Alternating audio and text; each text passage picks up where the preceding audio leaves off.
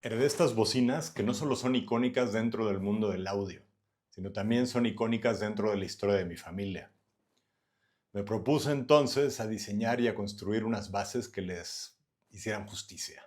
Esta es la historia del diseño de las bocinas, de cómo fui desechando eh, diseños hasta que finalmente llegué a una muy buena idea, la cual me llevó a un diseño el cual realmente me gustó mucho. Pero también es la historia de cómo al construirlas casi las arruino por completo. No una, ni dos veces, tres veces. Y finalmente cómo superé muchas ansiedades personales para finalmente reconocer que estaban listas. Acompáñame.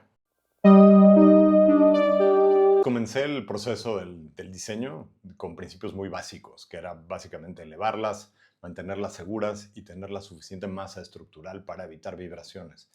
Pero desarrollando esos conceptos, la verdad es que no logré desarrollar nada interesante. Entonces me puse a analizar las bases originales JBL. De hecho, no son originales para esas bocinas, pero las hicieron después para otras bocinas, pero luego en retrospectiva le quedaron perfectas a estas, al modelo L100. Y hay tres cosas que me encantan de ese diseño. Una, que por su perfil en metal parece que las bases desaparecen. Dos, parece que las bocinas están flotando. Y tres, con esa inclinación ligera que tienen, le dan un dinamismo a lo que de otra manera pues, son dos monolitos de madera aburridos, pero esa inclinación le da dinamismo, en mi opinión. Pero además, el principio básico de esa inclinación es que si tú estás sentado más o menos a 2, 3 metros de distancia en un sofá, el tweeter apunta directamente a tus oídos, que eso es algo muy importante en la acústica. Entonces comencé a diseñar en base a esa inclinación y a esa altura.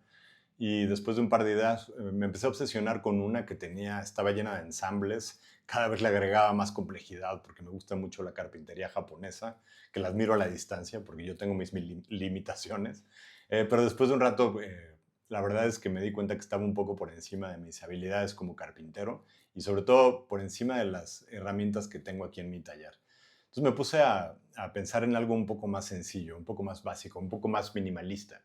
Y ahí empecé a desarrollar conceptos como muy básicos, muy bonitos, muy sencillos, pero me seguían pareciendo un poco que le estaba faltando algo. Hasta que llegué a una gran idea, o lo que yo pienso que es una gran idea, lo que terminó convirtiéndose en el diseño final, que es utilizando esta técnica de apilar un perfil varias veces para lograr una sola forma en apariencia. Eh, entonces, utilizando la capacidad estructural del triple sobre todo en esa orientación, básicamente utilizando únicamente dos formas, apilándolas entre ellas y después forrándolas en chapa de madera, en alguna madera bonita. El caso fue elegí el nogal, que además tienen un diálogo con la madera en la que están forradas estas bocinas originales. En mi opinión, no logré quizás los tres principios que me gustaban tanto de las bocinas, de las bases originales, que eran que las bases desaparecieran.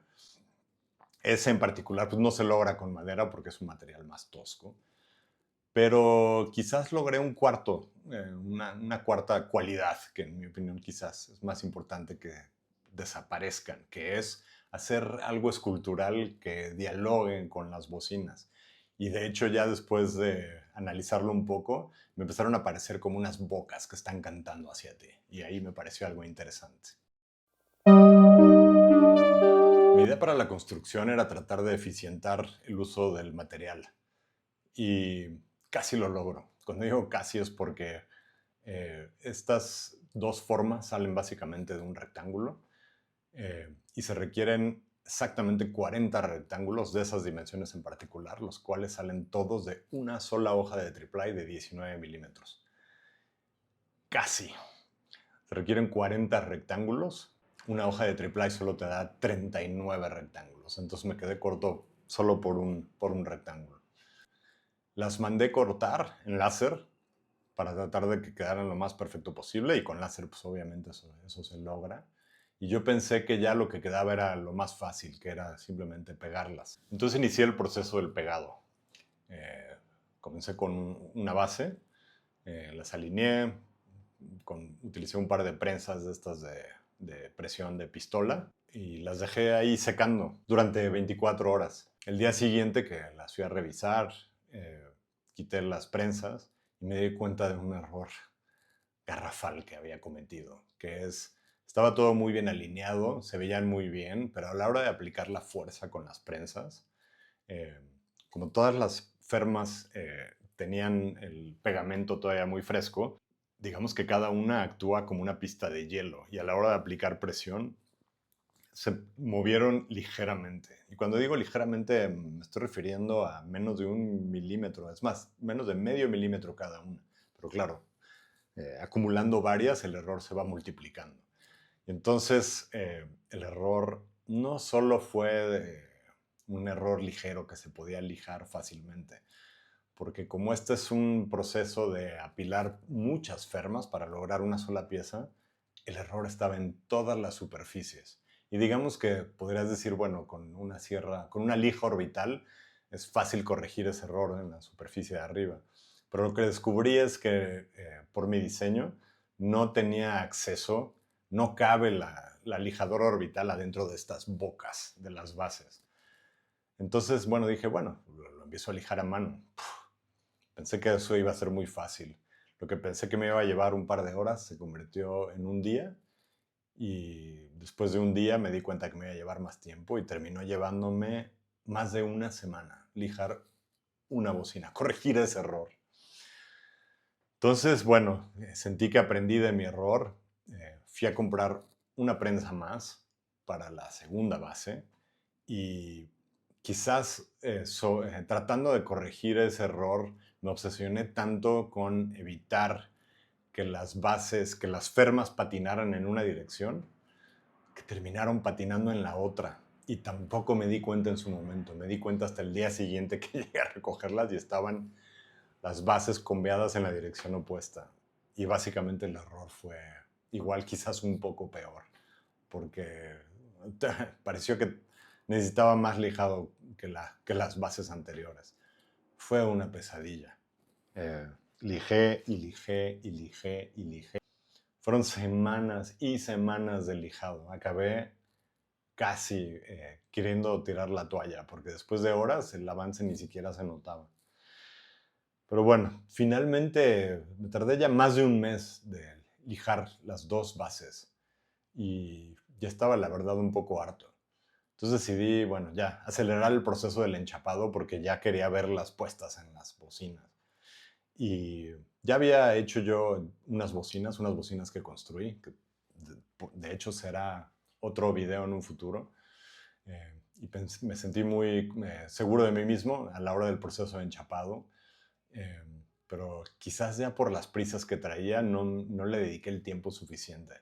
Utilicé pegamento de contacto y no me esperé lo suficiente a que el pegamento hiciera su efecto y empecé a cortar la chapa primero con mi router, con mi fresadora, pero como no había secado del todo el pegamento de contacto, empezaron a haber pequeñas imperfecciones y se empezaron a hacer grietas en la chapa y se hicieron pequeñas dentaduras o pequeños hoyitos. Ya para estas alturas yo ya estaba absolutamente harto y las dejé arrumbadas durante semanas de que ya no quería ni voltear a verlas y de hecho pensé que había sido todo un fracaso. Pero un día entré a mi taller y las vi con otros ojos y me di cuenta que no iban a ser nunca perfectas, pero que en sus defectos quizás estaba también toda una historia y todas un par de, 3 lecciones increíbles que aprendí a la mala. Y de ahí hay un valor particular en el mundo de crear las cosas con tus manos. En esta cosa de hacer las cosas artesanalmente, pues siempre va a haber algún defecto. Y en vez de odiar los defectos, empecé ya a verlos con un poco de cariño. Y así, bueno, las terminé con sus errores, con los pedacitos que le faltan.